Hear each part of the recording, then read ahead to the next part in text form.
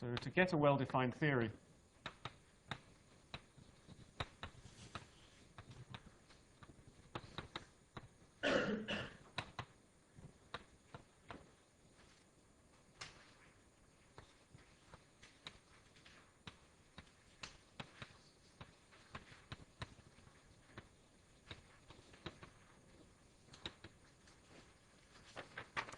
so what does this mean? It means that instead of imposing commutation relations on the fields, we impose anti-commutation relations.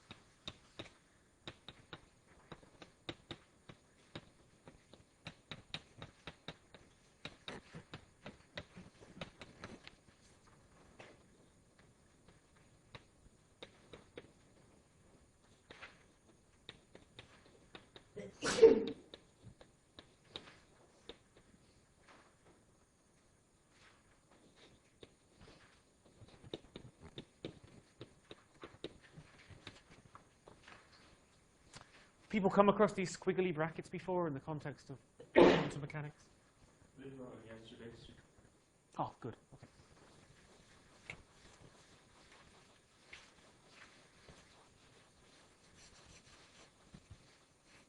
So let me just write the definition.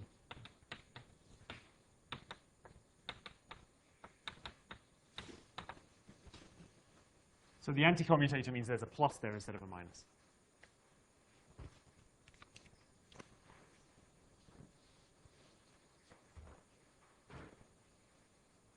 Okay. If we do that, and then we plug these guys in, you could show that all the B's anti-commute with each other. Well, actually, let me write everything down.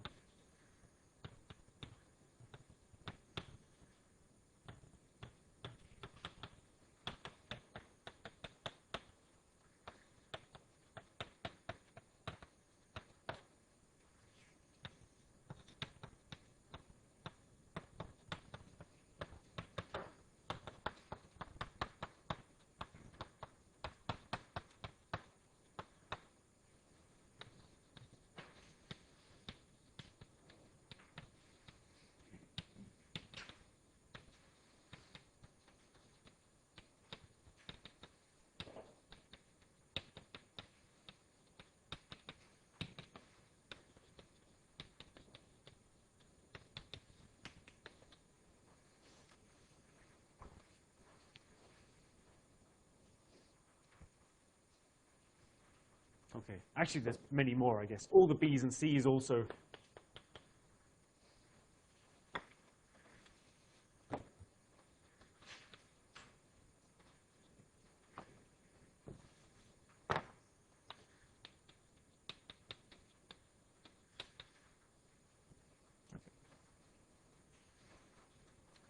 Everything other than these is vanishing. Yeah, Ross. Did I make a mistake? CQ. So they don't really anti-commute even if this thing is different on them? There's a delta RS, yeah, thanks. Yeah. Is that a question? Oh, okay, yeah. Sorry, yes.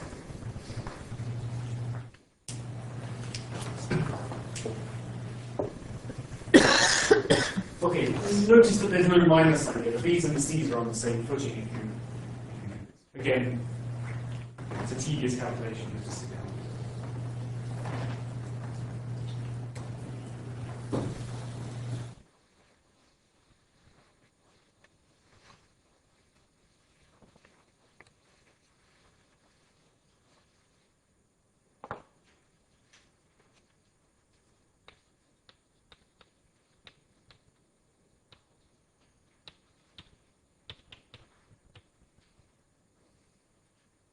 We can now go through and compute the Hamiltonian.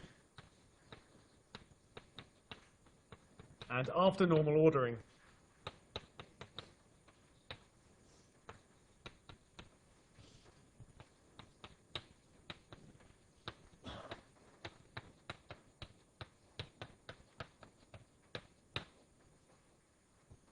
this annoying minus sign goes away. I should say that we're also spinning over spins here, summing over spins here.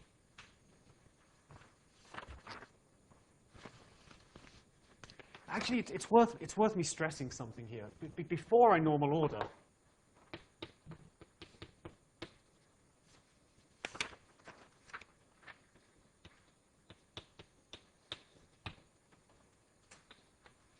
I get the usual infinity.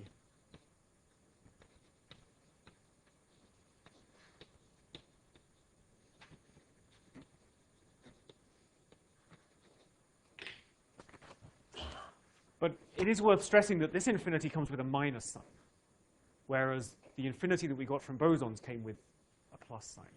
Okay? So and for free theories, we can always normal order, and this is not really relevant. But when you come to think about, well, I mentioned this in the bosonic case, coupling to gravity, these terms should be contributing to the cosmological constant, and actually giving a contribution to the cosmological constant much greater than what we see. Somehow that's got to be cancelled by something else. Well, here there's a nice observation. It's that the contributions to bosons cancel the contributions to fermions. So if you can somehow arrange to have equal numbers of bosons and fermions in your world, then things will cancel. Okay? And actually, that's what supersymmetry does for you. So if you have a supersymmetric theory, you get exact contributions, exact cancellations between bosons and fermions. A supersymmetric theory is a theory that has, if you like, equal numbers of bosons and fermions, but also having related interactions to each other. Okay. So there's that minus sign that does that. Okay, so what we're seeing here is sort of the moral of the spin statistics theorem. It's that in quantum field theory, you don't really get a choice about which statistics you put on fields of a given spin.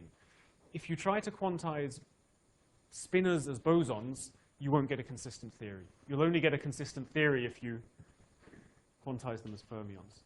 Similarly, if you try to quantize, say, a spin zero particle in this way, you again won't get a consistent theory. Things go wrong.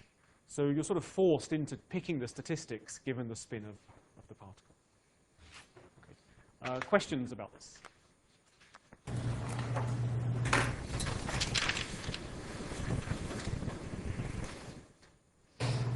No? Let me just sort of illustrate more explicitly why this means that we're quantizing in this term. It's fairly straightforward, but it's important to do it.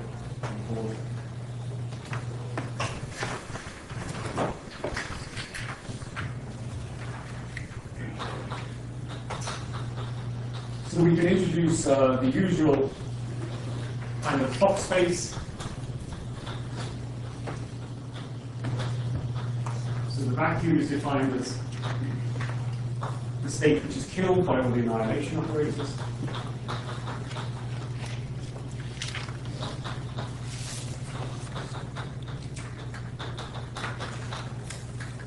So there's an infinite number of annihilation operators now, because they're labeled by between and P, but there's two of the particles, which you can think of as spin ups and down.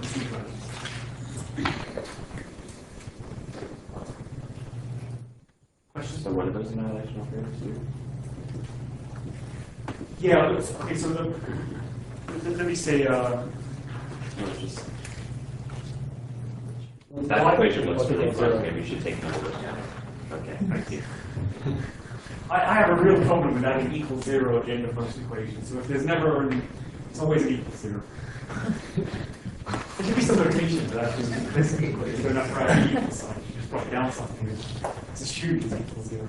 You had an equal sign. Hmm? You had an equal sign. Yeah, but I think just remove that. They both equal. I think it's a breakthrough.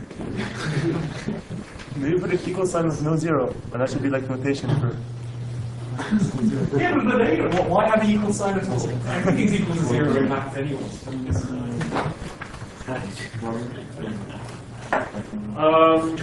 Okay, so yeah, let me just mention that you can check.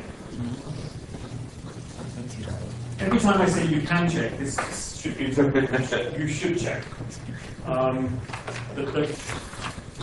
These really are creation and annihilation operators in the way that we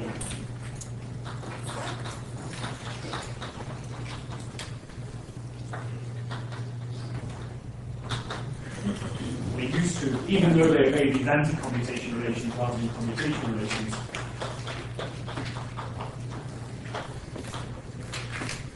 So those are supposed to be commutators? Yeah, so what do they do with H? You've got an anti-commute. Okay? Because of the same reason you're supposed to anti-commute. So this has the interpretation that acting with this raises the energy of a state by Right. And this lowers it. But that interpretation requires anti-commutation. Sorry, requires commutation. That part. There's a way to think about what sort of commutators you should put on things. You can really, all operators you could either think of as being even or odd, where even are the kind of operators you're used to, they commute, or they have certain commutation relations. And then odd, they're these new ones, they're the ones that have anti-commutation relations. And then the question is, what do you do if you have an odd with an even? This is what we've got here, an H, which is very normal, and B. So this is even and this is odd. And then you do commutation relations. Okay, so then this will come up again and again. We may have to talk about this later, but there seems to be that because the anti-commutation relationships are symmetric between B and B dagger, there seems to be an arbitrariness in defining the vacuum.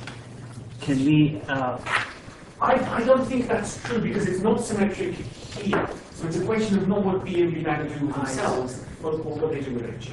And they're the minus. How does that come about if what we imposed is symmetric? What we imposed was symmetric, but what was the right way of With the Lagrange. H knows, right? There's an ordering in H as to whether you assign diagonal or left or right. And if you change that ordering, you pick up a minus sign because they anti-commute, so H goes minus H. But that's the same minus sign we see above. Okay, so it's really with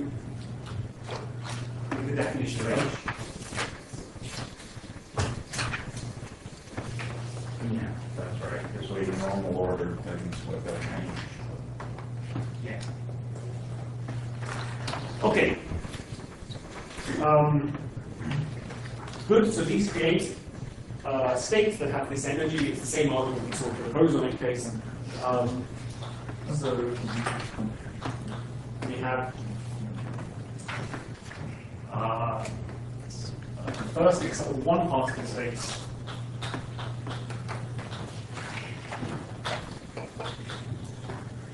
Of the form BPS dagger acting on a vacuum and CPS dagger acting on a vacuum. Okay. These are going to be interpreted as antiparticles. These are going to be interpreted as, sorry, I said that the wrong way around, particles and antiparticles. That's exactly the same as we saw for a complex field. What's new is this S index here. And this is going to determine the spin of the particle. Okay? So let's look at where it came from. The S index for the creation and annihilation operator is kind of linked to which particular spinner we're thinking about. And that's a little bit arbitrary. Okay? So the S equals 1, 2 index tells us the spin.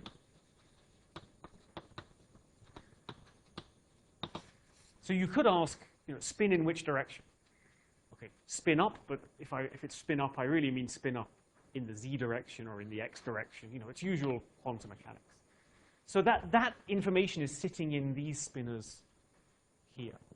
Okay, so let me give an example, and then hopefully it should become clear. So this guy here is a 4-component spinner.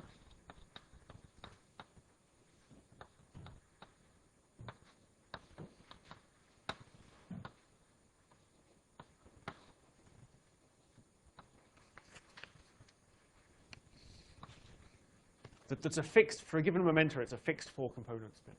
Okay, this is what we saw in the last lecture.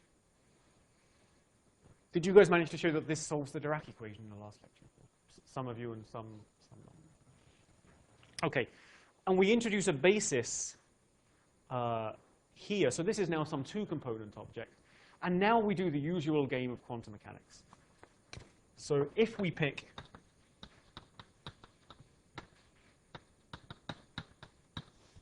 zeta 1 equals 1, 0 as a basis, and zeta 2 equals 0, 1, the s equals 1 and the s equals 2 particles have spin up or spin down, respectively, in the z direction.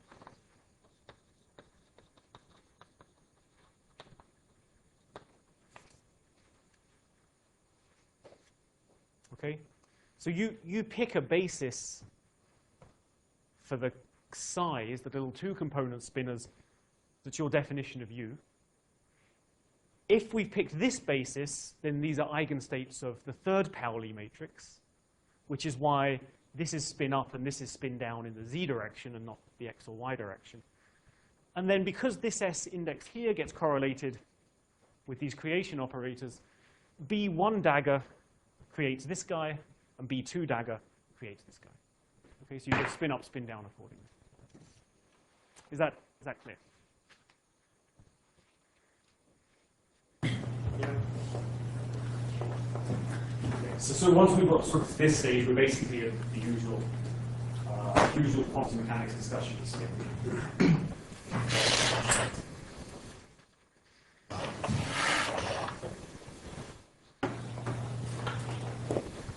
Okay, but now notice that if we create two particles,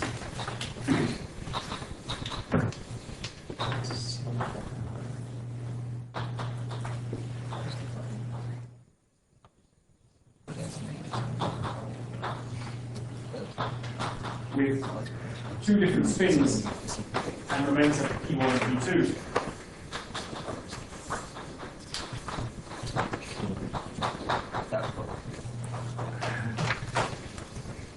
Okay, so we have to label the states. I should we have to label the states now by both the momentum and the spin.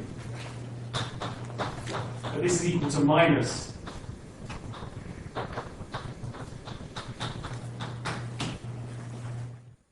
the state if we do them the other way around, and the reason is that these two are anti-commutative.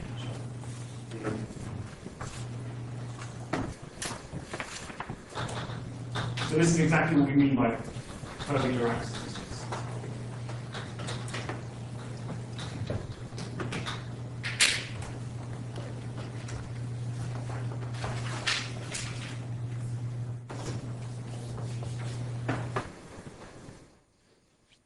Okay. Are there any questions about this?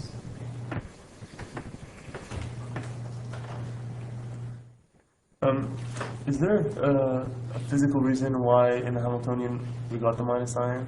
Like, When we try to do them as bosons? right. Yeah, the physical reason is that you missed something really crucial. Well, no, even before, even without doing it as bosons, because before you normal order, you still have a minus sign, right? Minus sign in the sort of that minus or constant piece. We have minus CC dagger Minus in the Hamiltonian. C dagger. Yeah, but if you write the Hamiltonian as C dagger C. Right. I mean, Right, but But- C dagger C is the thing that counts the number of particles. So that's the thing that should come with the plus sign. So a sensible Hamiltonian has plus C dagger C, but then if they're fermions, that means it has minus CC dagger.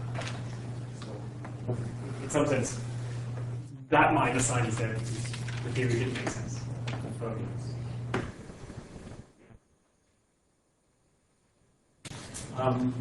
Other questions?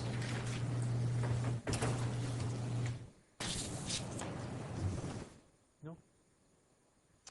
Okay, what I want to do briefly now is tell you how this contrasts with Dirac's original picture of antiparticles and such like. Partly because some of you may have seen this story before. It's sometimes taught in undergraduate. Who saw the Dirac equation before they came here, interpreted as a wave function Okay, good. So it's worth sort of going through that because that's completely wrong. Okay, you know, it's like when we teach physics, we always lie to students, you know, all the time, and then you get caveat after caveat after caveat. So this is a really key example where you've been lied to, and it's worth now unremembering what you learned before. So Dirac's Hall interpretation.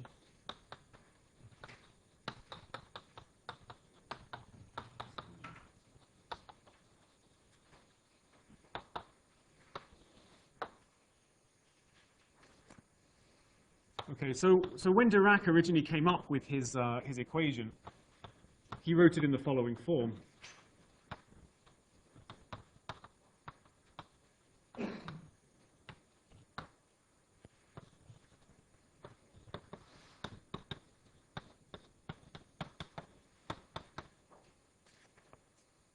Okay, so this is the way we've been writing it.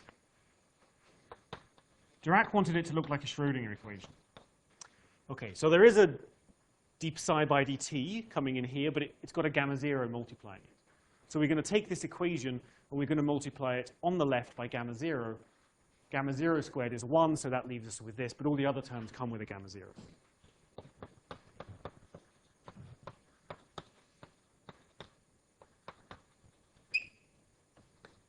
Okay, so often in textbooks, it's written in the following way. These alpha matrices is just gamma 0 times our gamma matrices, and this beta matrix is just gamma 0.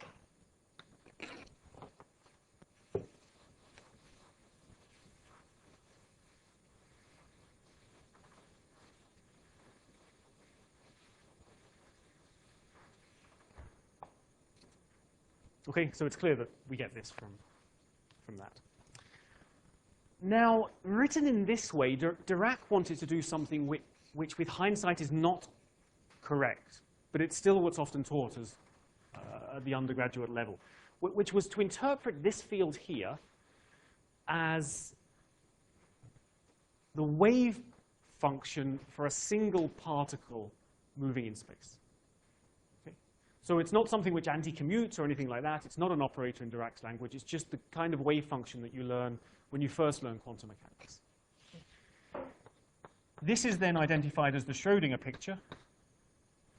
Sorry, as the Schrödinger equation, where this is thought of to be the Hamiltonian, which I'm going to call h hat, acting on this wave function. Okay, so old school quantum mechanics. Yeah? This Hamiltonian h hat is not the Hamiltonian we've been considering. Okay, it's a Hamiltonian. Well, it's given by this. It's not the Hamiltonian that we've got, which is sort of the Hamiltonian for the field. Okay, it's the Hamiltonian for this. When you have this interpretation, so with the interpretation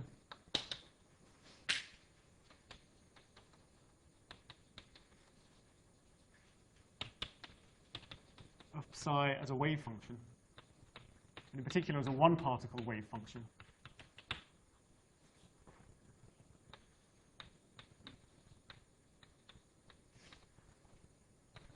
then we can look at the solutions which we found in the last lecture.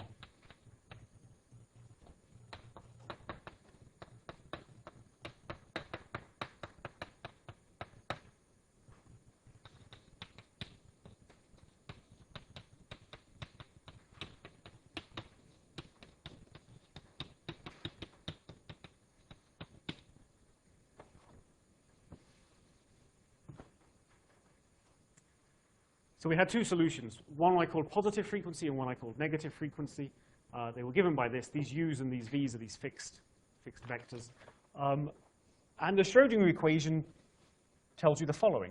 It tells you that these guys here should be interpreted as having positive energy, and these guys here should be interpreted as having negative energy. Okay? Again, this is not the right interpretation, and it's not what we've seen when we think of this as a field. When we think of this as a field, we made sure the Hamiltonian was positive definite, okay, as long as these things were treated as fermions. So this is if you interpret psi as a wave function, you find positive and negative energy states.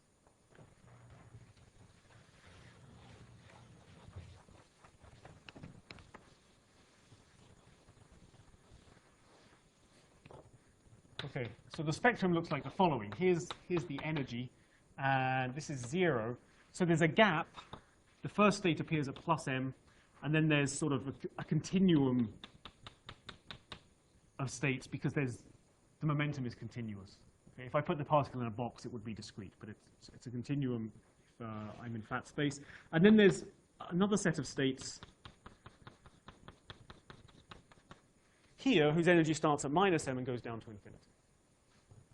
Okay, so this looks bad again. It's the same kind of problem we thought we had when we quantized the particle as a boson. Okay. But Dirac wasn't daunted. Dirac came up with the following ingenious argument. He said, our particles are going to be fermions, because they're spin half, and that for fermions, the Pauli exclusion principle holds, and I can't put a fermion twice in the same state. So he said, suppose that all these states here, all infinite number of them, already have fermions in, going all the way down to infinity. Then there's no way we can put another fermion in there, and all excitations of fermions have to live up here. So Dirac's argument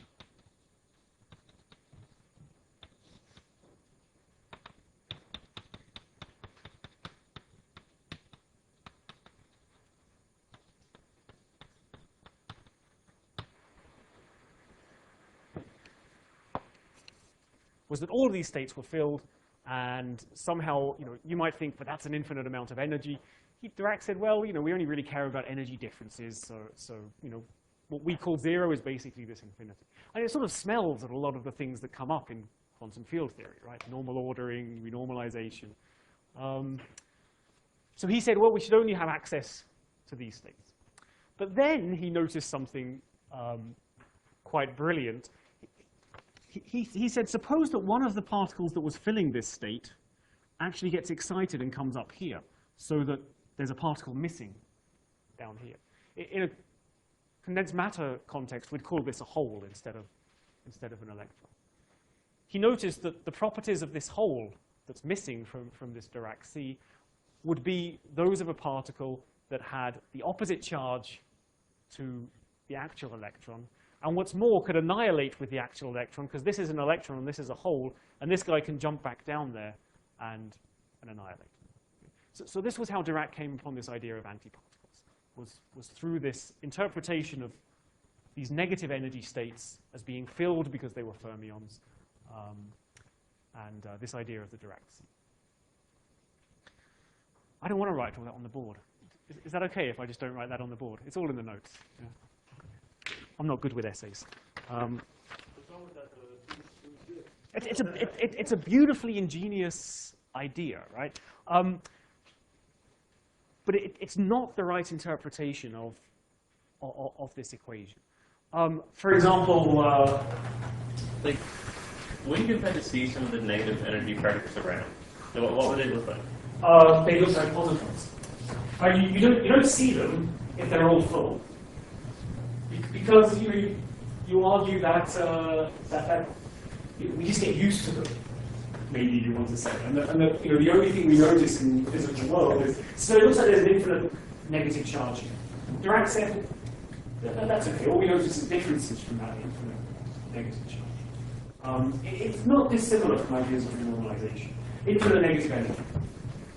They can't move anywhere, so we wouldn't see them. They can't move because to move means changing their momentum, but all the other momentum states are already filled and they're fermions. So we only see them if they move up to here, and then they're interpreted as antiparticles. Is that Yes. a question? I find that very satisfying. So why is it the wrong interpretation? Good. Why is it wrong? This is an argument for antiparticles that only works for fermions. Antiparticles are there for bosons and antiparticles. So that's sort of one killer argument. Antiparticles are also there in quantum field theory. But then there's no issues of filling an infinite sea of states. What this is really telling us, it's something I was stressing at the beginning, that if you combine special relativity and quantum mechanics you can't have single particle states. At least you can't restrict yourselves just to look at single particles. And that's what we're seeing here. We thought we were writing down a wave function that describes just one particle unique. But we've learned already that, well, there's at least an infinite number of particles here, and that this quantum mechanical system should be able to excite any number of these up here. What this is telling us is that once you get a combination of special relativity and quantum mechanics, you're obliged to consider states that have arbitrary numbers of particles. And the right framework to do that is quantum. As you say, Dirac didn't give up on this idea until he was dying. I mean, in the 1970s, he was unwilling to believe in quantum field theory. We had QCD, we understood meson, we understood baryons. He didn't believe it precisely because this argument didn't work for mesons, which also had antiparticles. He wanted to rectify this argument. I should also say that in the context of condensed matter, this is exactly what happens. And there it's called the Fermi sea instead of the Dirac sea. But there it's really the right interpretation.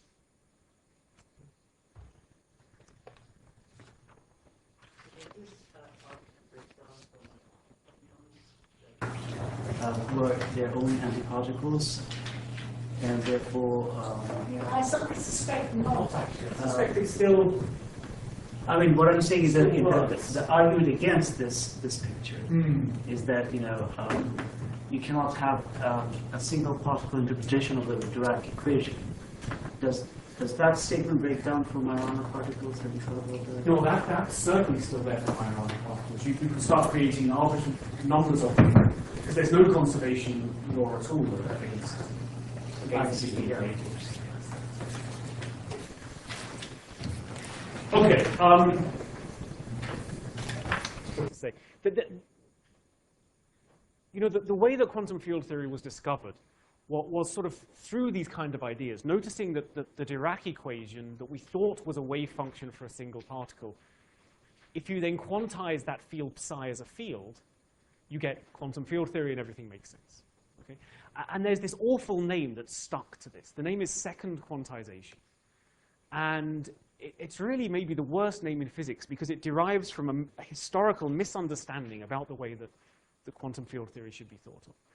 We're not taking the wave function of quantum mechanics and quantizing it again, which is what second quantization implies. Okay, that's just not what's happening. What we're doing is we're taking a classical field and quantizing it once. Okay? Now, it turns out that in some situations, in non-relativistic cases, the equations of motion that were obeyed by that classical field also happen to be the same equations that arise for the Schrödinger equation. But you're not quantizing the wave function twice. You're not quantizing anything twice. You're not quantizing the wave function once. You're just quantizing the classical field once. Okay? So this name second quantization, it's a terrible name. It's still in use mostly in condensed matter physics, but it's a terrible name. Okay?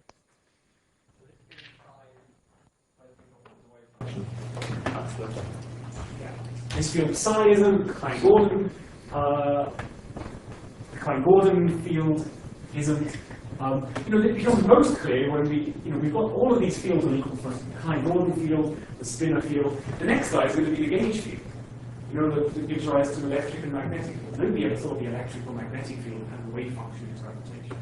Right? If you really want to put everything on an equal footing, that's what you believe. And the reason is nothing has a wave function interpretation. What about these U's and V's? Sometimes people call them the wave functions. Yeah. That's right. People talk about wave function renormalization, where when this gets changed, it's bad language that's left over for historians. We had a tutorial once where we took the Klein-Gordon equation and we recovered quantum mechanics from the scalar field. Is the same thing possible from this? Absolutely. So you can take non-relativistic limits of this if you're interested in energies much lower than the masses. If you can guarantee that there's not going to be any pair creation of particles, you can then try to write down wave functions for one particle states, and you'll get you'll recover the usual quantum mechanics. With spin and everything? Yeah, with spin and everything. Yeah, and the spin is, I rubbed it off, but the spin we got from sitting in here, and it already looks kind of like non-relativistic quantum mechanics. You know, this is a four-component object. Actually, it's got the same two-component object twice, and that two-component object is the same. So it's sitting in here. If you remember Malcolm's last lecture, he took the non-relativistic limit of the Dirac equation coupled to a magnetic field. So it is all sort of in there. When he went to talk on about the anomalous, the magnetic moment, sorry, the electron, he took a very careful non-relativistic limit. So it might be worth going back and reading that again. Like when he did the iron off moment? No, after that, his last lecture when he talked about the magnetic moment showed that the Dirac equation predicts that it's correct. G is 2 that comes out of this direction. I think that's what Dirac did. Actually, apparently, the day after he discovered it, and then thought his job was done for that day, and went to bed knowing full well it would give the right answer. But he wanted to get G balances. So he had a good night's sleep, but then woke up and then showed that yes, G equals 2. But this idea of antiparticles, these kind of arguments, this took another 2 years from when Dirac wrote the equation to when he sort of understood the elements negative energy states, understood this argument. Originally, he wanted to interpret these as protons. He knew they had to have charge +1. And it looked as if they had to have the same mass as the electron, but he was hoping that somehow he could get around that and get their mass to grow so that they were protons. But this was back in the day when you didn't go around predicting new particles. He was very conservative about this. But then Oppenheimer and a couple of other people proved that it had to have the same mass as the electron. And then Dirac was the only one bold enough to say, well, there's going to be a new particle then. And it was discovered within a year or it was actually discovered by Dirac's colleagues down the road. Cambridge is a bit of an odd place to talk to each other. So the colleagues down the road, this is Blackett and company, had no idea that Dirac had predicted this particle.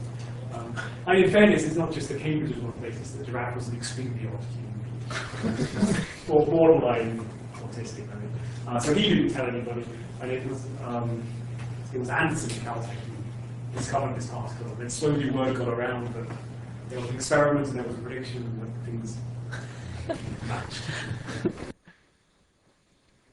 But yeah, Anderson didn't know that Dirac had predicted it when he made his discovery.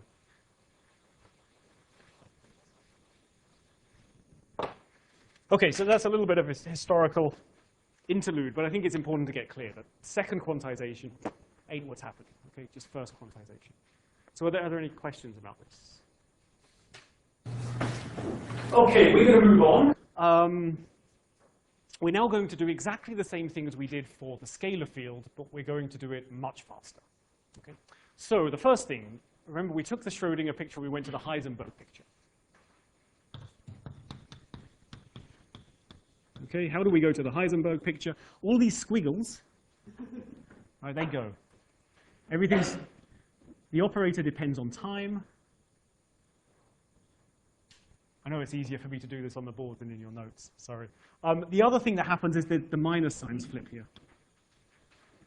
Okay, the reason the minus signs flip is because you still want this one to be minus I 3 momentum dotted with x, but because of this signature we're working, 4 momentum dotted with x has a minus sign for the 3 momentum. Okay, so this is the Heisenberg picture.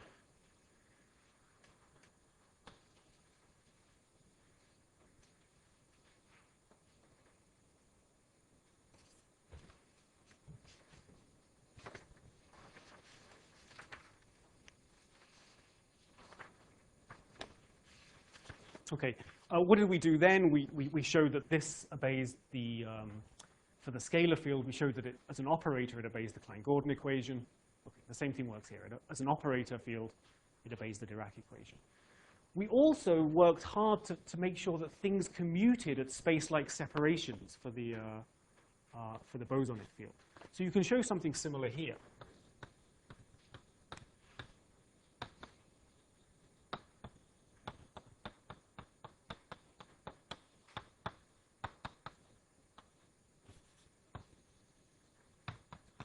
And you know what can show that means, right? This is all of these things that I'm encouraging you to do, they're all in the notes in glorious detail. So, but it is worth working through them. OK, so you can show that these fields in the Heisenberg picture have this special property at space-like distances, but they don't commute with each other. In fact, they anti-commute with each other. Now, you know, when you say that there's no causal propagation, it's really a statement that operators commute like at space-like distances. And here we find two operators that don't commute at space-like distances. They anti-commute. Now, there are words you can say around this to make yourself comfortable. The kind of words are that, well, we never actually measure psi directly. What we measure are things like psi, dagger psi, you know, bilinears of psi. And those things all commute amongst themselves.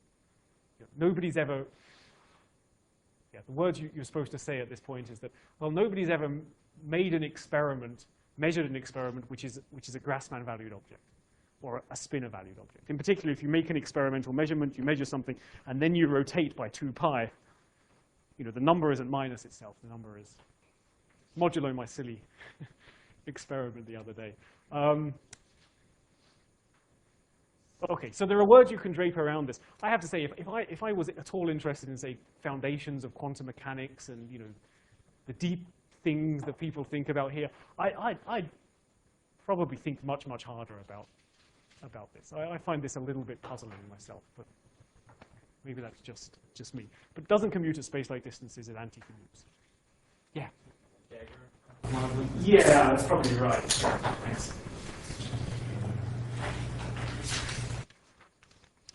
Okay, we can define various propagators.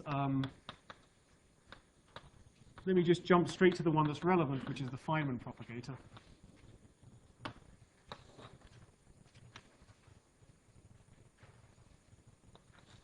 So the Feynman propagator I'm going to call S.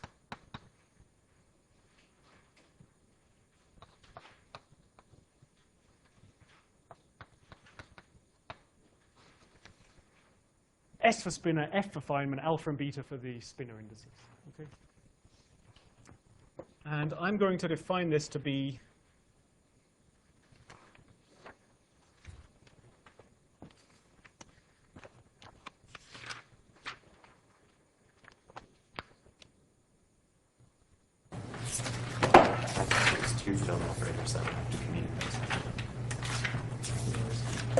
so I'm going to define this to be,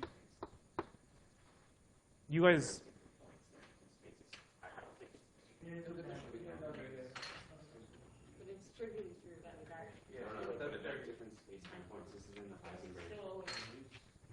It's the same thing you're doing.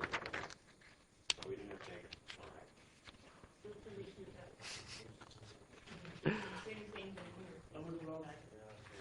Is there no dagger? Let me just check. Yeah, there's no dagger. Sorry, that's right.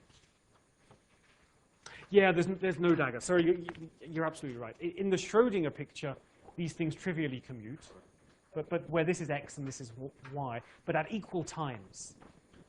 That's the point. Equal time commutation relations, or in this case, anti-commutation. So here the question is, do they commute at arbitrary times outside the like time? And the answer is no, they anti-commute. Thanks.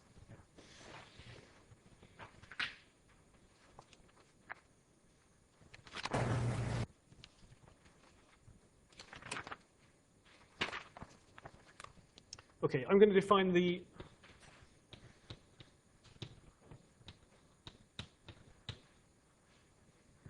Feynman propagator to be the time-ordered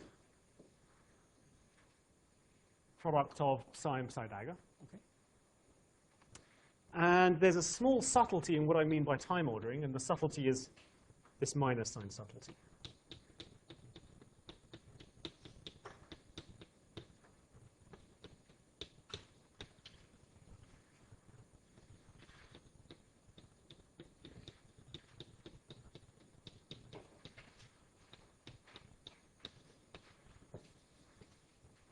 Okay. It's that time ordering doesn't quite involve just placing the one at a later time to the right. But if in doing that you have to move this guy past this guy, you pick up a minus sign for your troubles. Okay, and the minus sign is because these guys anti-commute instead of commute. Oh, thanks. Yeah, so there's an alpha and a beta on X.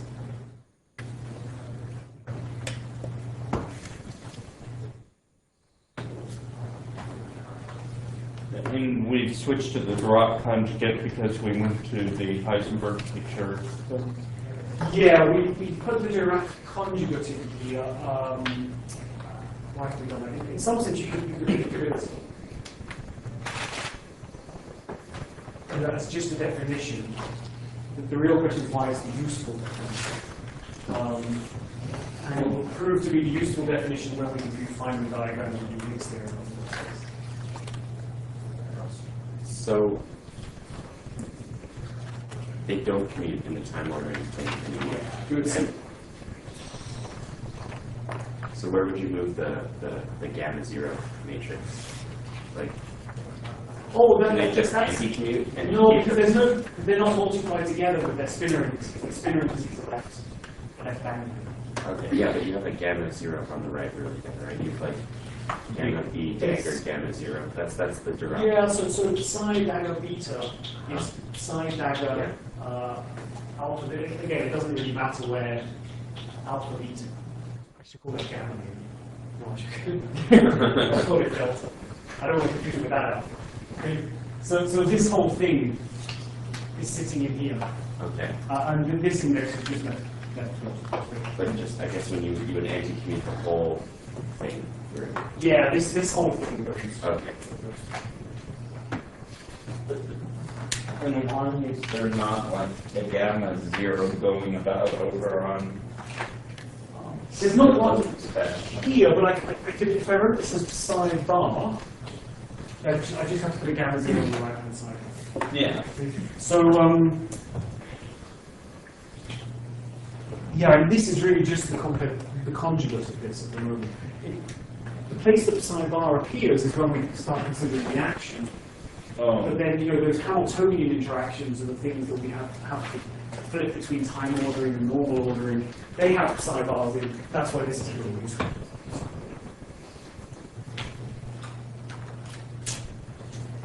One last question. Yeah. Does the Dirac conjugate generalize the idea of unitarity to metrics, basically? Because we introduced it so that we could recover a kind of unitarity. Yeah, what we allowed is that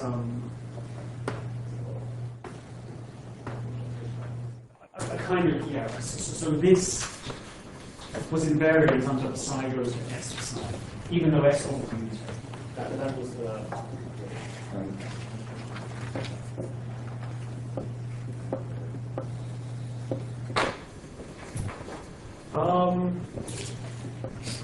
Okay, as always, there's a nice integral representation of this. So read, you, ensure that.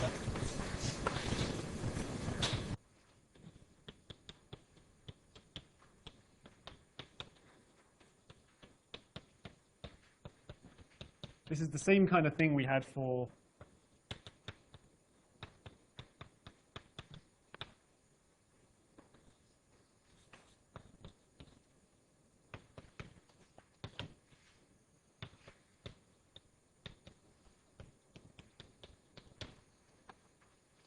this is exactly the same kind of thing we had for the scalar field. The I epsilon there dictates the contour we take to avoid the pole when we do the P0 integration. But what's novel is that there's a P slash plus M that sits at the top here. Remember, P slash is now a 4x4 matrix. It's the momentum P multiplied by the gamma matrices.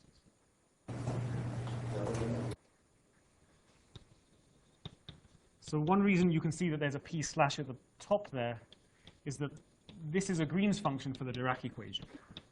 What that means is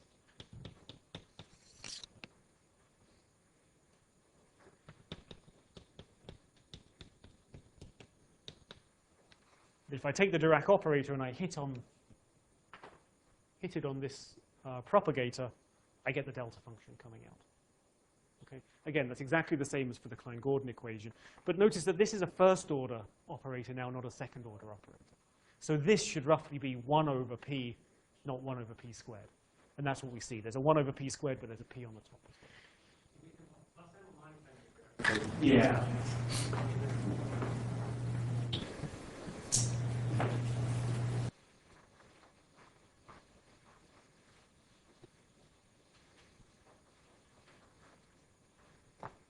Okay. Wick's theorem.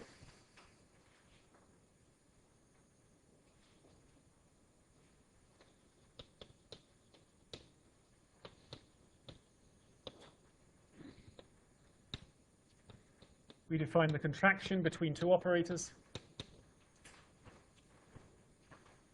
to be the difference between the time ordering of the operators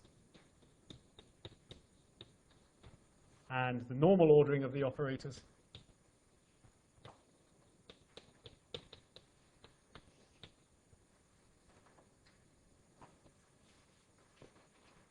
Okay. Notice that this is the time ordering of the operators, not the operators sandwiched between the vacuum state. Okay. That's not far. And this is just equal to this propagator. Okay. Same thing that we saw for the scalar fields.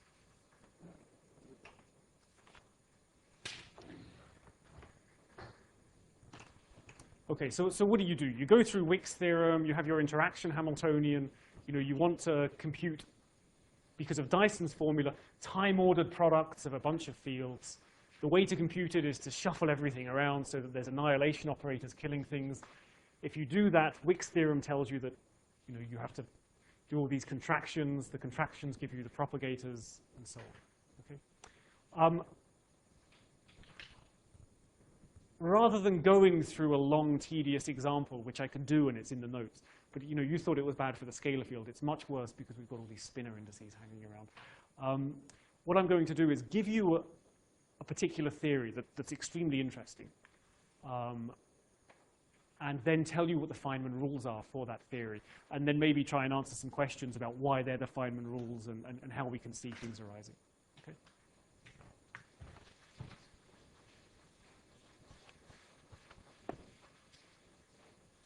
Okay, so the theory we're going to consider is Yukawa theory.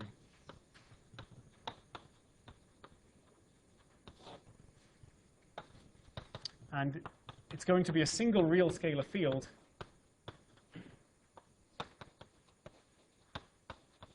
and I'm going to call the mass mu. And then I'm going to add to this a Dirac fermion whose mass is m.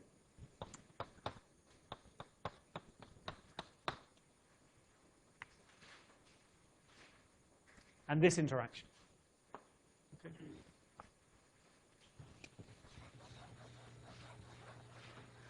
Okay, so remember we looked at very similar things when we were thinking about a complex scalar field interacting with a scalar. That was sort of a baby version that was just building up to this particular interaction. Okay. There are interactions of exactly this type in the standard model. Okay. The psi's are the fermions that you know and love. They're the electrons, the muons, the taus, the quarks. And the phi here is the Higgs field, okay, in that context. So the things we're going to compute are really relevant to the best theory we currently have. So this is the Yukawa interaction. Let me just do this simple dimensional analysis.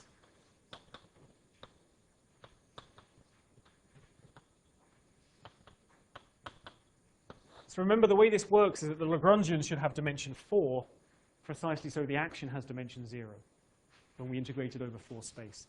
So we know that this has 2 derivatives, so each of these has dimension 2, which means phi has to have dimension 1.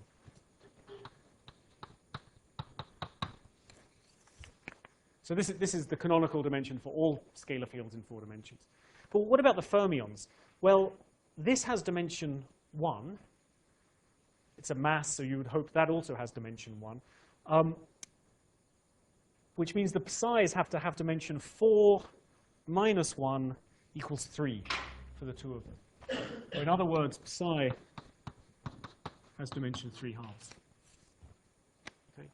Again, this is the canonical dimension for fermions in 4 dimensions. So now let's look at this term. We've got 2 psi's, which gives us 3, plus a phi, which gives us 4, which means that this is a dimensionless coupling.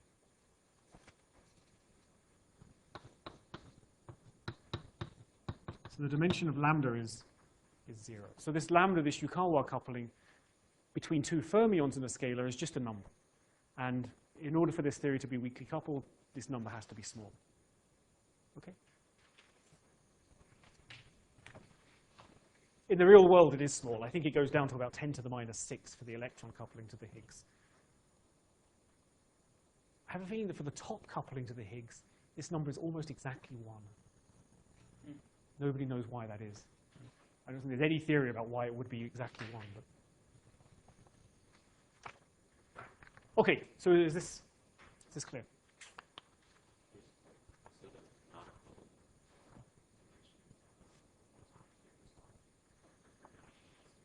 Yeah.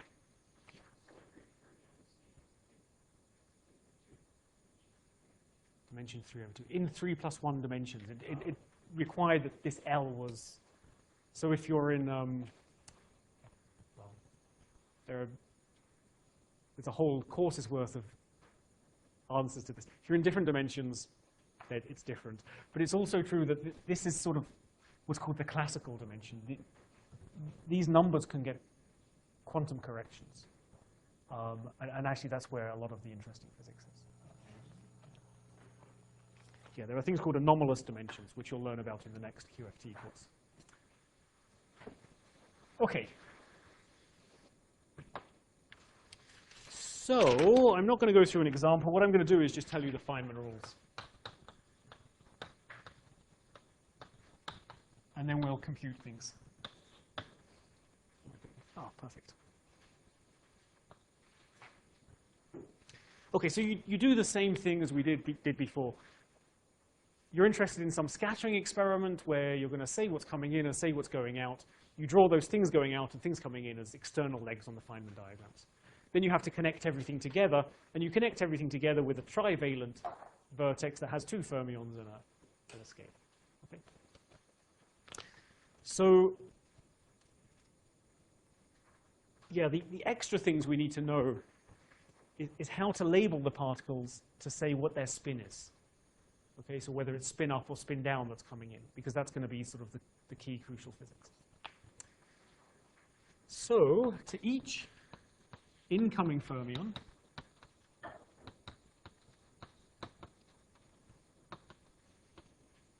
with momentum P and spin S,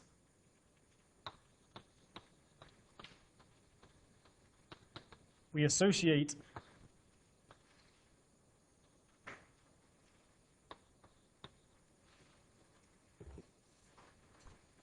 this particular spinner. Okay, so this is a fixed spinner. Okay, so this is a particle coming in. Eventually it's got to do something, but as it comes in, its momentum is P, and we just write down US of P in our equation. Okay? And for outgoing,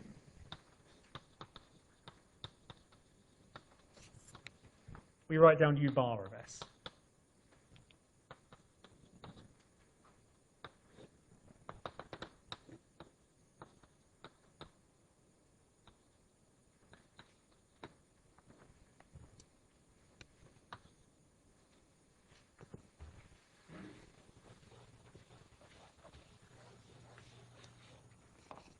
Okay. This might seem a bit arbitrary, but again, it comes from doing Wick's theorem 3 times and realizing that there's just this algorithm to computing these things. So it's maybe worth you doing it once, just check that this isn't totally crazy. But I'll write it down and then try and give you some understanding about where it comes from. If we have incoming or outgoing antifermions,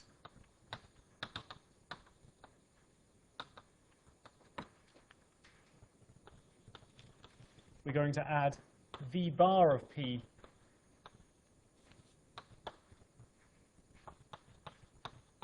or V. So notice that there's actually a flip here. For antifermions, the incoming ones have V bar, and the outgoing ones have V. Whereas it's not just the U and the V that flip, it's the bar and the unbarred that also flip.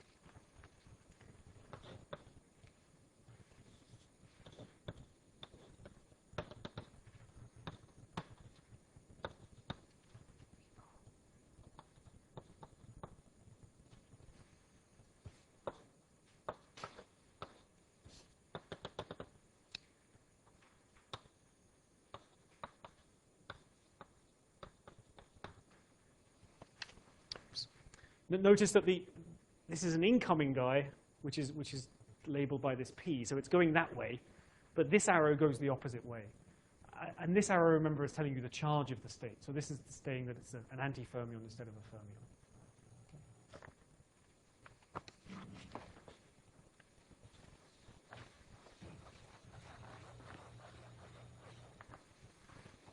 What kind of a charge, since we haven't really gotten to electric charge? Good. So I said it briefly, but I didn't really stress it. There's a symmetry, which is this, and the current associated to this is this, and the charge is as always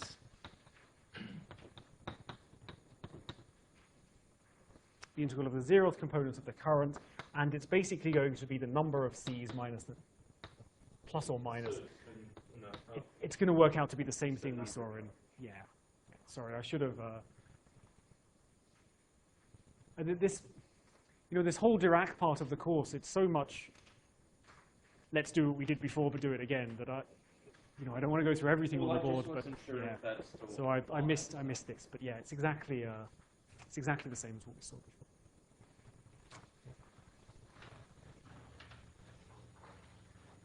Yeah, this is the part of the course I'm doing much faster than I would like to be doing. But sorry for interruptions. No, not at all. I encourage more. Each vertex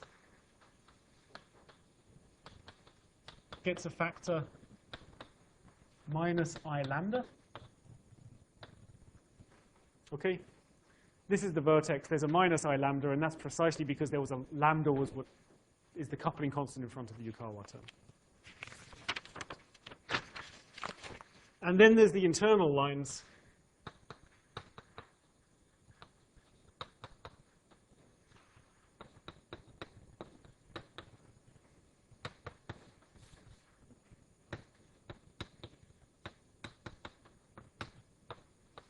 So for scalars, what you add to the internal line is the scalar propagator that we've seen already. For fermions, it's the propagator that we just came across.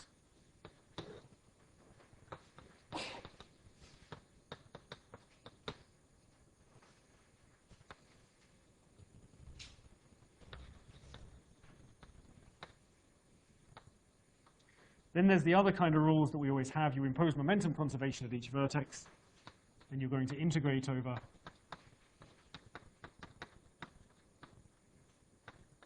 any unresolved momenta, so momenta running in loops.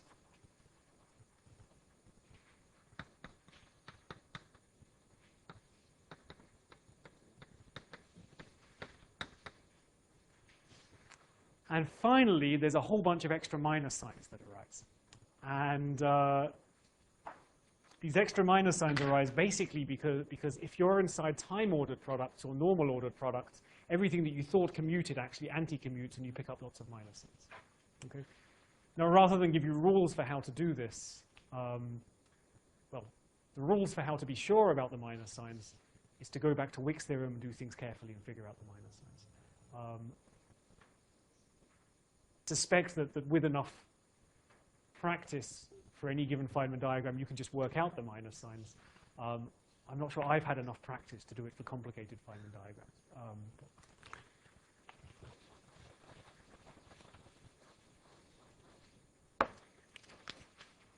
Okay, so these are the rules. So what I want to do now is just give you some examples. Yeah, Bruno. What is there a semblance, like the Riemann propagations depend on the incoming outcome? Ah, good. So what's going on here? So this is actually a matrix, okay, a 4x4 matrix, because there's a p slash. So it has an alpha beta that I've just left dangling. So the question is, where is that? What's that matrix going to multiply? So let's say this is an internal line and it has a matrix. It's going to hit some other line. If this is another internal line, it also has a 4x4 matrix. Okay, so this keeps going until finally you hit an external line. But the external lines come with either a U or a U bar or a V or a V bar. And the way that they've been ingeniously designed is so that it's always going to be such that you end up with something which is a number and not a matrix. Okay, and I'll give examples now about how that works. If you get a closed fermion loop, then you've got a trace over spins. Absolutely, yeah. Sorry, yeah, that's right. But you can kind of see that because this is a matrix that joins up this side, and that's what's meant by a trace. Wait, why aren't the arrows pointing? Yeah, thanks. Oh, okay, sorry. No, I just screwed up. Yeah.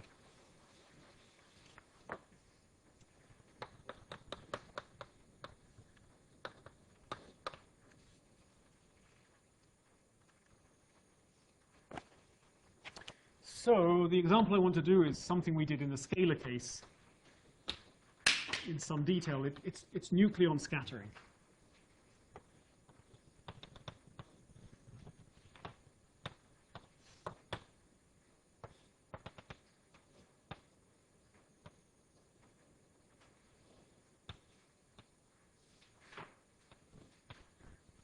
Okay, P1, so P and S coming this way, P prime and S prime coming this way.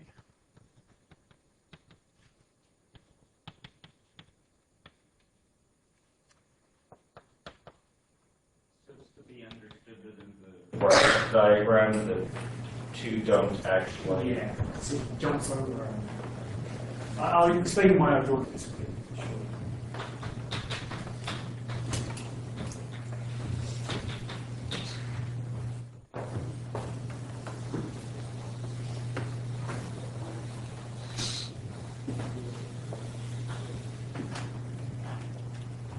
Okay, these, believe it or not, are the same two diagrams we had in the scalar case. Remember, in the scalar case, I drew them both like this, and I just flipped the labels on this. This I called P prime, sorry, this I called Q prime for the second diagram, and this became P prime. By the way, the R and the S are just the spinner indices of one. This is exactly the same diagram. You know, it's sort of the which direction you draw these things coming out of it, that doesn't have any physical significance. It's really just sort of the labels you use. So the reason I've drawn it this way, and I could have just as well sort of drawn it this way, where this is Q, this is P, it's to emphasize the fact that this diagram and this diagram just differ by flipping around the P prime and the Q prime. And that's like exchanging those particles. And in particular, that means that this diagram has to pick up an extra minus sign relative to this diagram to impose Fermi statistics. Now, if we go through Wick's theorem, yes, you'll see that minus sign there. But this is the kind of thing I meant when I said add extra minus signs in the final. This is an example where we have to add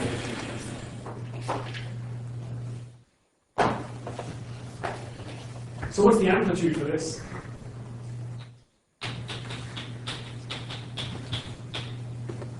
Well, we follow the Feynman rules. There's two vertices, so that comes with a lambda squared.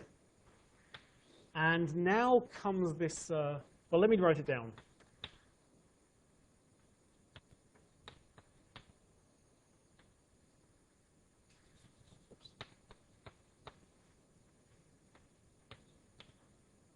But all the new stuff is basically in how the spinor indices contract with each other.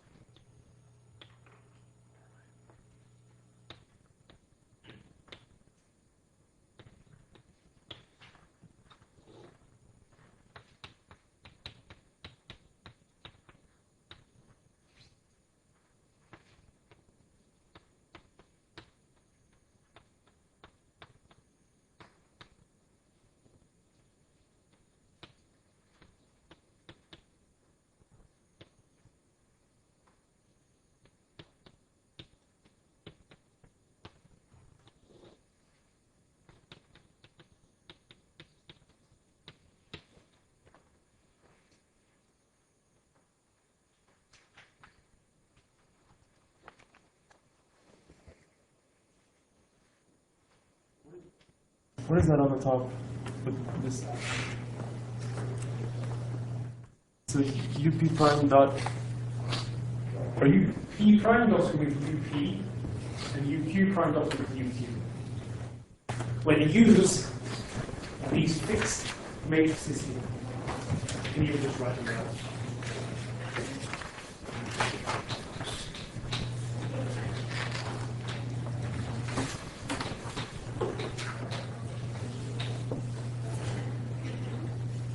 So there's some fixed 4 vectors, 4 spins, functions of the P's, and also the spin.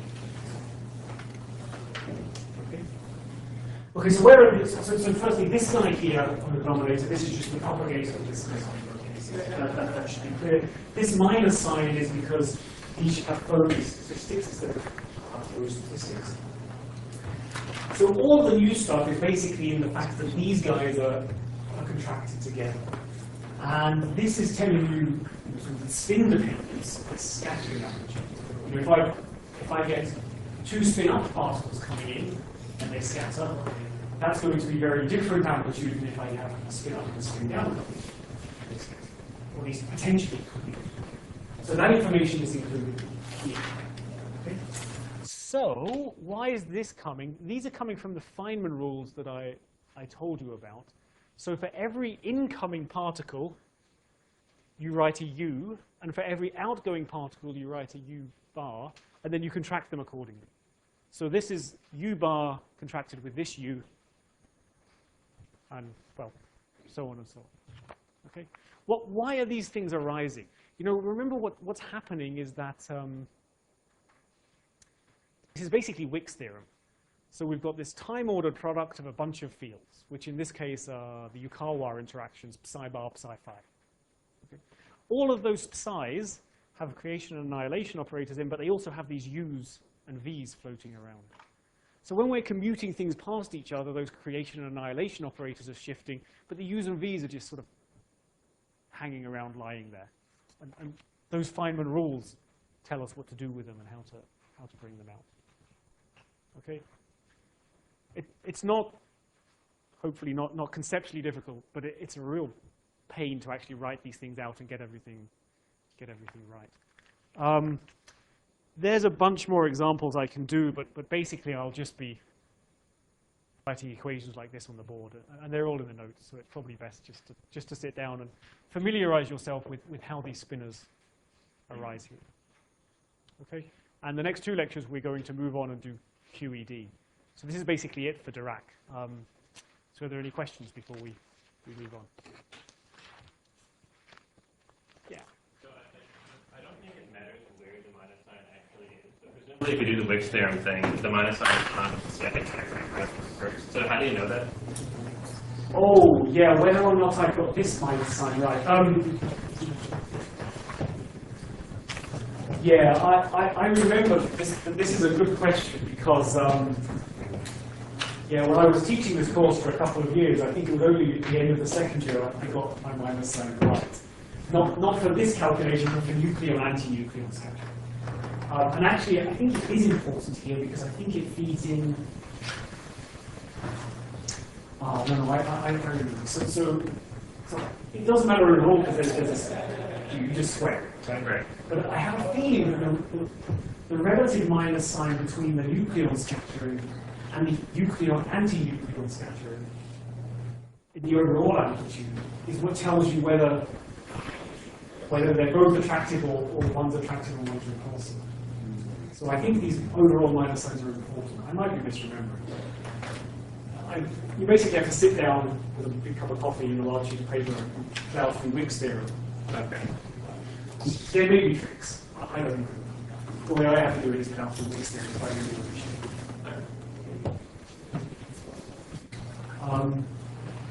Other questions?